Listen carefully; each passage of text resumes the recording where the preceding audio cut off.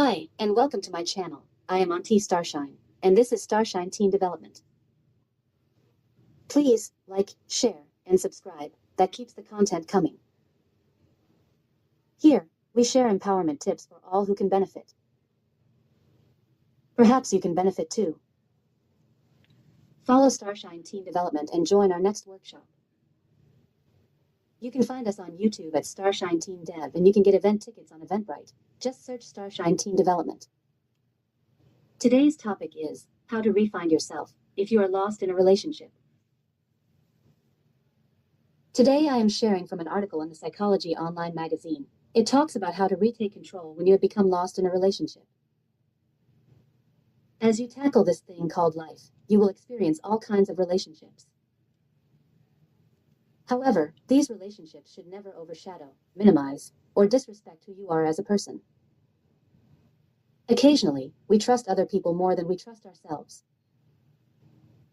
We accept others' opinions and views as more valid than our own.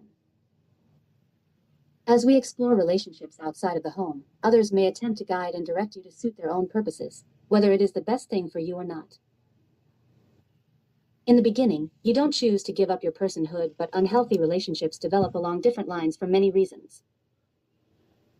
For some people, it's just simpler to allow others to keep doing for them what they need to learn to do for themselves.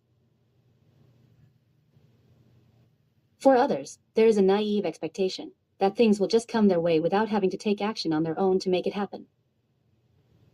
Still other times, the culprit is love. There may be an unspoken agreement to sacrifice one's own authenticity in return for love. The bottom line is that by not taking responsibility for ourselves, we allow others to take responsibility for us. And in doing this, we are essentially giving them permission to take charge of our lives. And it doesn't stop there. There is an enormous price to pay for giving your life away in this manner. It's simply not your life any longer, and someone else ends up guiding your ship. Do you remember the kid's story, "Don't let the pigeon drive the bus"? Remember, you want to drive your own bus. If you find yourself in a relationship where you are passively drifting through life, barely participating in the active creation of what happens to you, then consider these suggestions. 1. Take back ownership of yourself. This is much easier said than done, since this involves extricating yourself from a relationship where you've really been a passive participant. There may be a lot of protest and challenges from others who like things just the way they are and wish to keep the status quo. You may have to put up with this for a while before you learn to stand your ground. You might be a little sad about the end of a relationship, but know that this is the best thing for you. The old folks call it cutting your losses. 2. Begin to identify and shift your attention to your own needs and goals. From a practical perspective, prioritize what's most important to you, regardless of what others think and feel about it.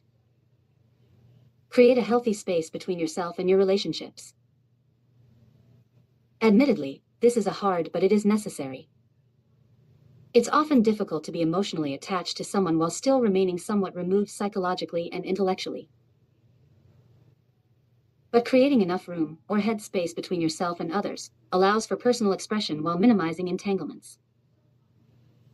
3. Recognize and acknowledge your own worth. We all have specific abilities, talents, and skills, but we need validation, which at times we don't get from those we most want it from.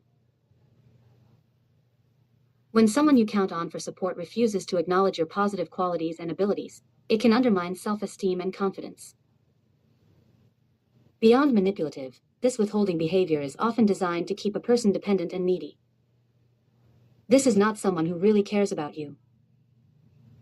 4. Recognize those who have their own agenda. Limit your involvement with those who insist that you live in their shadow, rather than shine on your own. This is not hard to recognize, since there is nothing subtle about other people trying to organize your life around theirs and their agenda. Life lesson: don't undertake anything that serves the good of someone else when it's at your expense or hardship. 5. Pay attention to the warning signs.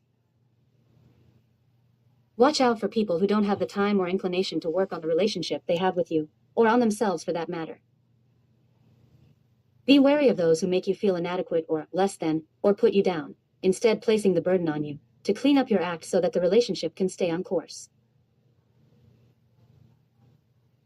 6. Don't accept a relationship that is one-sided, limiting, and subtly undermining, where there is simply no room for you in the equation. Existing in an environment full of unhealthy undercurrents and threats is not good for anyone. 7. Jealousy. Both subtle and overt jealousy and one-sided conditions are potentially hazardous to your health and well-being. 8. Don't try to fix people. Although fixing others may seem like a good idea, it usually doesn't work because, from the other's perspective, there's nothing that needs to be fixed. There's nothing wrong with the Mitsu, that's the problem. Inevitably, these people will not accept the fact that you've changed and will try to convince you to return to the way things once were. Don't do it. And if they continue along the same course, unable to accept who you've become apart from them, let them go. That's all for now. Auntie Starshine out.